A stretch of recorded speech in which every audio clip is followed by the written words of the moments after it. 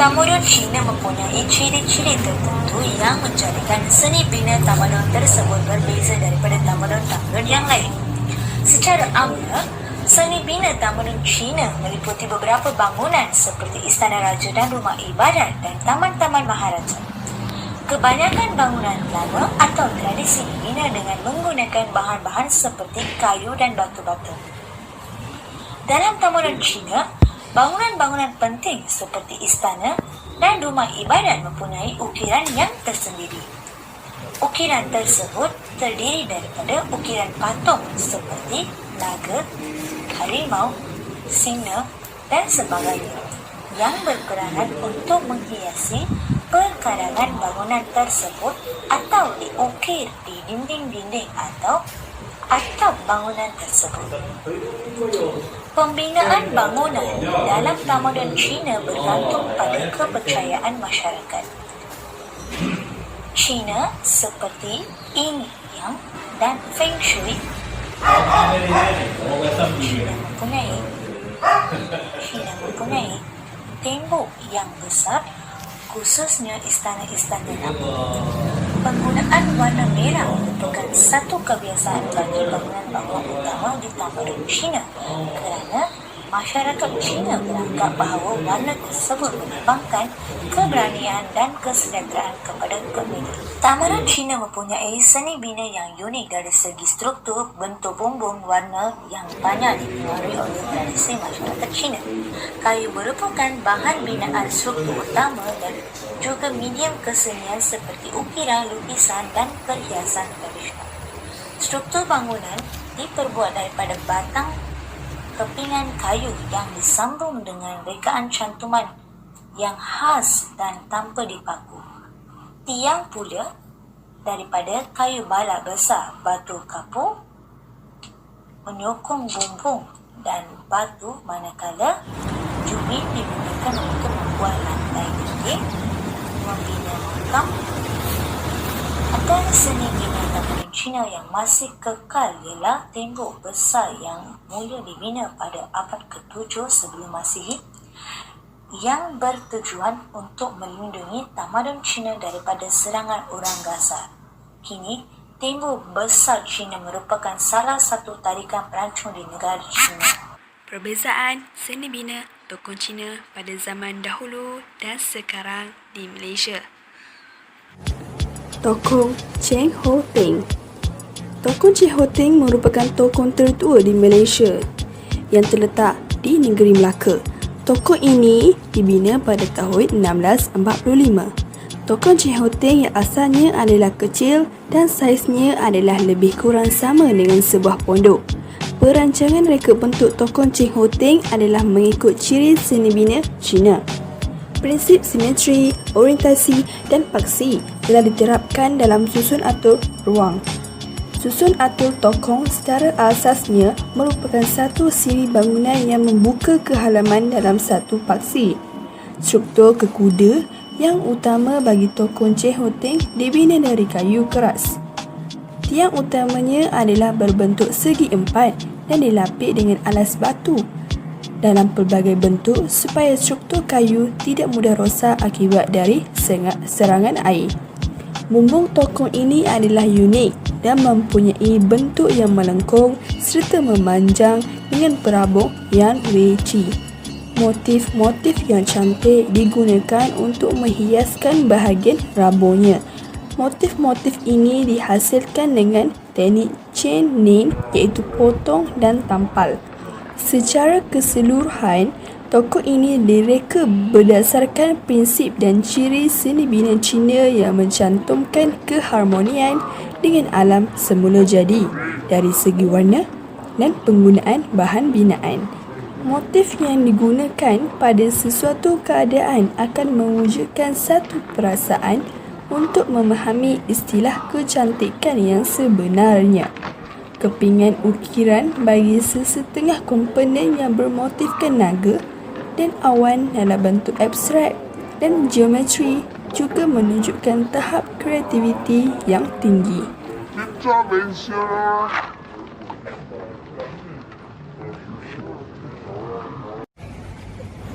Tokong Tian Hau. Tokong Tian Hau terletak di Bukit Robson, Kuala Lumpur. Tokong ini menjadi tumpuan masyarakat Cina yang beragama Buddha. Tokong Tian Hau sudah dibina pada tahun 1987 dan dibuka secara rasmi pada tahun 1989. Di Dewan Sembahyang Utama menempatkan 3 mazhab yang setiap satunya mempunyai arca dewi. Arca dewi di bahagian tengah ialah Tian Hau atau lebih dikenali dengan nama Mazu. Dewi Tian Hau juga dikenali sebagai Ibu Syurga atau Dewi Laut. Di bahagian kanan pula ialah Dewi Pengampunan iaitu Dewi Guan Yin, dan di bahagian kiri ialah Dewi Persisir Air iaitu Dewi Shu Wei Shi Niang. Dewi Persisir Air ini menjaga laut, tasik serta sungai. Di perkarangan tokoh ini terdapat 12 arca haiwan zodiak masyarakat Cina iaitu harimau, ular, lembu, kambing, ayam, naga, kuda tikus, arnab, monyet dan anjing.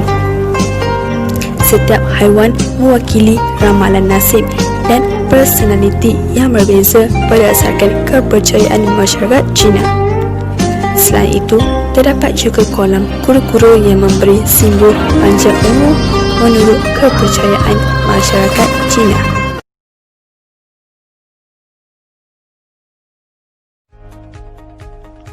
Tamadun Cina mempunyai seni bina yang sangat unik dari segi struktur, bentuk bumbung, warna yang dipengaruhi oleh masyarakat Cina. Gaya seni bina Cina merujuk kepada suatu gaya seni bina yang telah dibentuk di Asia untuk beberapa abad yang lalu. Ciri-ciri menunjukkan identitinya ialah seperti 1. Dagoba iaitu tugu peringatan yang bumbungnya melengkung seperti kubah dan berunsur Buddhism. Yang kedua ialah padoga iaitu kuil atau bangunan suci berbentuk menara dan terdiri daripada banyak tingkap. Yang ketiga ialah pavilion iaitu bangunan kecil yang menyerupai pondok sebagai tempat teduhan, bertakaful atau tempat melakukan aktiviti komunikasi sosial.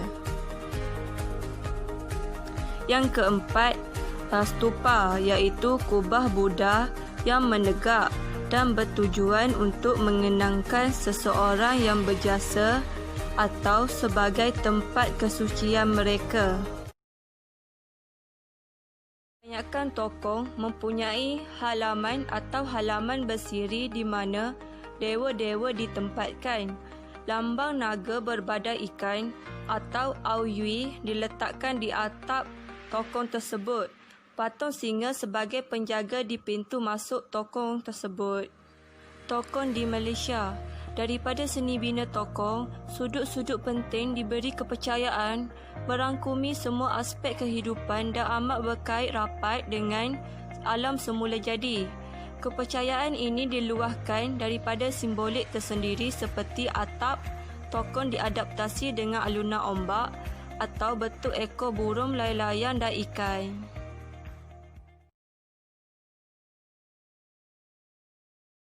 Ramai yang keliru mengenai kedua-dua tempat beribadah seperti tokong dan kuil. Mereka beranggapan bahawa kedua-dua mempunyai ciri dan seni bina yang hampir sama. Tetapi jika dilihat kedua-dua rumah ibadat tersebut, tokong dan kuil mempunyai fungsi tersendiri mengenai cara bagaimana ia dibina dan konsep serta kepercayaan yang terselit dalam kedua-dua rumah ibadat tersebut. Seni bina masyarakat Cina terbahagi kepada dua jenis iaitu seni bina tradisional dan seni bina babonyonya. Kebanyakan masyarakat Cina mempunyai kepercayaan terhadap sesuatu ukiran ataupun seni bina yang digambarkan. Contoh seperti seni bina tradisional adalah tokong-tokong Cina di seluruh negara seperti tokong Cheng Ho Teng yang dibina pada tahun 1646, manakala seni bina babonyonya banyak terdapat di negeri Pulau Pinang dan Melaka. Pembinaannya dibina dengan halaman terbuka di bahagian dalam rumah dan pemesanan jubin yang cantik dan mempunyai corak berwarna-warni. Tambahan pula terdapat juga seni bina masyarakat Cina yang menggabungkan unsur Cina dan Barat. Seni bina seumpama ini jarang ditemui dan dapat dilihat di Masjid Tun Kerang Melaka yang hampir sama dengan Menara Pagoda yang menunjukkan unsur seni bina Cina dibumbung dan digabungkan dengan tirai dan kisi-kisi berunsur Barat.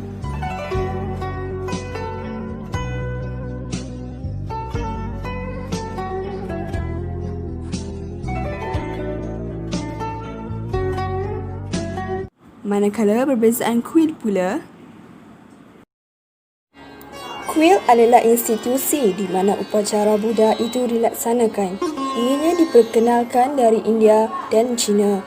Sami-sami Buddha tinggal di premis itu dan patung dalam imej Buddha adalah objek bagi prinsip ibadah. Tempat ibadah atau rumah ibadah ialah satu institusi atau lokasi di mana sekumpulan orang atau jemaah yang datang untuk bersembahyang atau melakukan kegiatan keagamaan lain. Bentuk dan fungsi seni bina keagamaan telah berkembang selama ribuan tahun dari segi perubahan kepercayaan dan gaya seni bina. Istilah kuil sering digunakan sebagai istilah umum untuk rumah ibadat. Dengan pengecualian gereja dan masjid, kuil merujuk kepada struktur bagi aktiviti keagamaan atau rohani seperti upacara pemujaan, pengorbanan dan seumpamanya. Hai, Assalamualaikum warahmatullahi wabarakatuh. Saya Tuan Nur Asmida daripada kumpulan 13, iaitu kajian tentang subjek Titas, Tamadun Islam dan Tamadun Asia. Tajuk kajian kumpulan kami adalah perbezaan seni bina tokoh Cina pada zaman dahulu dan zaman sekarang yang ada di Malaysia. Okey, dari refleksi yang saya dapat, kajian refleksi tentang kajian yang telah kumpulan kami lakukan, di sini kita dapat melihat tentang keistimewaan tokoh-tokoh Cina, seni bina yang ada di setiap sudut tokoh-tokoh Cina. Saya selitkan sedikit tentang perbezaan antara kuil dan Cina dan tokoh. Okey, kita berbalik pada refleksi yang saya dapat. Kita secara langsung kita dapat mengetahui apakah di sebalik keistimewaan yang ada terselit di tokoh-tokoh Cina. Selama kita nak tahu apakah yang dimasukkan dengan warna merah yang dicat pada tokoh Cina, yang dicat pada rumah ibadat orang Cina, kita dapat mengetahui melalui kajian saya, kita dapat mengetahui dan serba sedikit keistimewaan apakah dimasukkan dengan bumbung macam tajam tu. Kita rasa keinginan nak tahu tentang apakah di sebalik bumbung yang tajam yang ada di tokoh Cina tu. Dan sekarang kita dapat mengupas, kita dapat mengetahui secara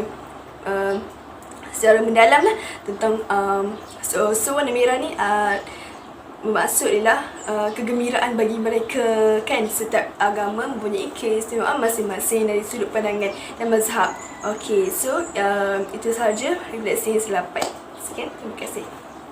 Assalamualaikum, nama saya Nur Izni Yusni binti Jasni. Nombor kad matrik saya 4192003291. Refleksi yang saya dapat simpulkan melalui pembelajaran Titas ini ialah subjek ini banyak memberi saya ilmu pengetahuan tentang tamadun-tamadun dahulu yang terdapat di muka bumi ini, serta memberi saya pengalaman untuk menyiapkan tugasan yang telah diberikan dengan ahli-ahli kumpulan yang sangat membantu antara satu sama lain. Nama saya Mawati.